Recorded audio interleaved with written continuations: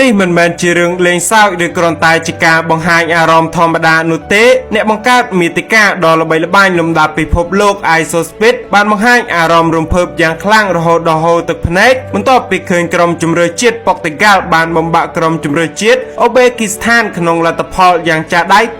5-0 អ្វីដែលធ្វើឲ្យ ISO Speed រំភើបខ្លាំងជាងគេនោះគឺវីរៈបុរសនិងអាយដលរបស់ខ្លួន Cristiano Ronaldo បានបង្ហាញទម្រង់លេងដ៏អស្ចារ្យដោយសុទ្ធបញ្ចូលទីពីគ្រាប់និងដឹកនាំក្រុមបញ្ចខែប៉ុកតុហ្គាល់ឲ្យទទួលបានជ័យជំនះដ៏ធំមួយនេះការសុទ្ធបញ្ចូលទីទាំងពីរគ្រាប់នេះមិនត្រឹមតែជួយឲ្យក្រុមឈ្នះប៉ុណ្ណោះទេប៉ុន្តែថែមទាំងធ្វើឲ្យ Ronaldo បង្កើតកំណត់ត្រាប្រវត្តិសាស្ត្រថ្មីជាកីឡាករដំបូងគេដែលអាចរកគ្រាប់បាល់បាននៅក្នុង World Cup ចំនួន 6 លើកផ្សេងៗគ្នាសម្រាប់ ISO Speed តែងតែបង្ហាញភាពស្រឡាញ់និងគាំទ្រ Cristiano Ronaldo យ៉ាងស្មោះស្ម័គ្រជាយូរមកហើយការបានឃើញ idol របស់ខ្លួនត្រឡប់មករកភាពអស្ចារ្យនៅលើឆាក World Cup ម្ដងទៀតគឺជាពេលវេលាដ៏មានតម្លៃនិងពោរពេញទៅដោយអារម្មណ៍ទឹកភ្នែកដែលហូរចេញមិនមែនជាទឹកភ្នែកនៃភាពសោកសៅប៉ុន្តែជាទឹកភ្នែកនៃក្តីស្រឡាញ់មោទនភាពនិងការកោតសរសើរចំពោះកីឡាករដែលខ្លួនគោរពស្រឡាញ់បំផុតជ័យជំនះ 5-0 នេះក៏បានជួយក្រុមជម្រើសជាតិប៉ុកតុហ្គាល់កាន់តែមានឱកាសខ្ពស់ក្នុងការឡើងទៅកាន់វគ្គ